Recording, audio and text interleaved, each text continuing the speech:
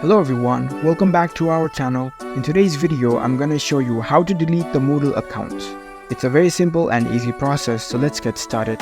First of all, on your phone, make sure you've already downloaded the Moodle app. Once you download the app, launch the app on your phone. After you are in the app, you will see this interface. Here you can enter the URL of Moodle site of your school. After you enter the URL, you will see a list of sites. Choose the correct one and tap on it. Now you will be prompted to the login page of your Moodle site of your school. You can enter your username and your password and log into your account. Once you are logged in, you will see this dashboard. Now, in order to delete your Moodle account, you need to go to your profile. Here you can see the profile icon at the top right corner. Tap on it. Now tap on profile section. Once you're in your profile page, you need to scroll down. And on the privacy and policy section, you can see the delete my account option. You can tap on it to delete your account. It will create a request to delete your account.